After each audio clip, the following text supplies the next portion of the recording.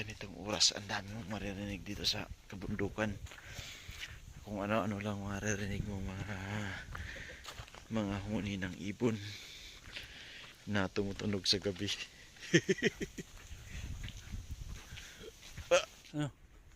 Malamig pa sa tubig, sa labas kasi ano.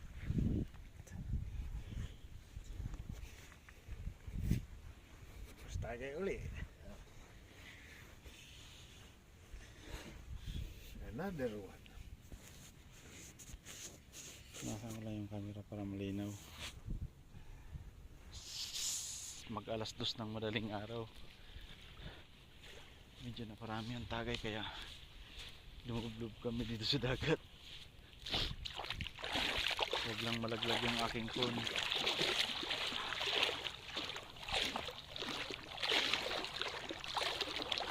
Low tide pala pag ganitong oras, pero pwede na.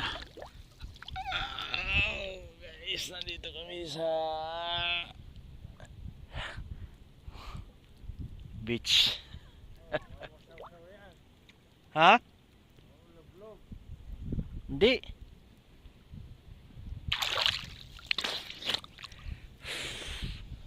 Ayan na guys. Napakatahimik yung paligid. Walang tao.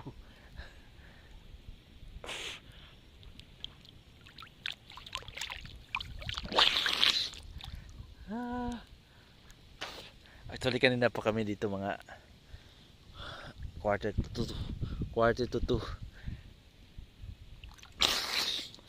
Naparami yung inom. Kaya lumublob kami sa dagat.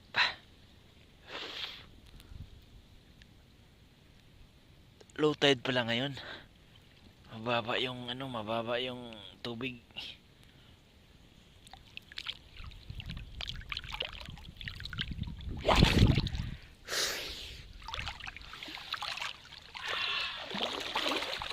Sarap.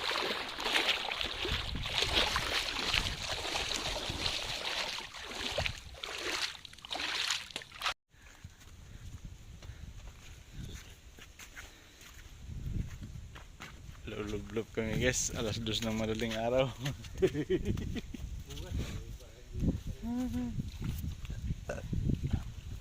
Kami na lang tao dito. Amoy klore.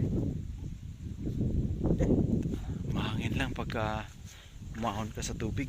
Galing kami doon, lipat muna kami sa swimming pool. Yoo!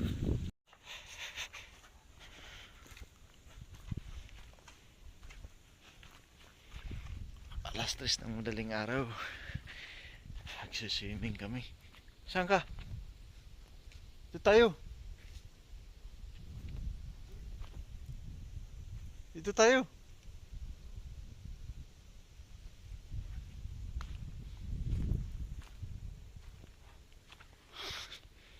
Grabe. Masarap pag nandun ka sa tubig. Pero pag ahon, ang lamig.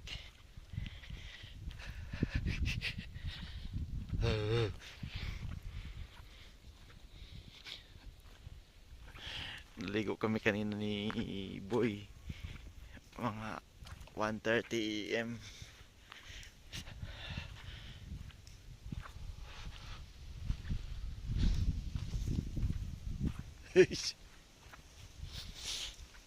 Ah.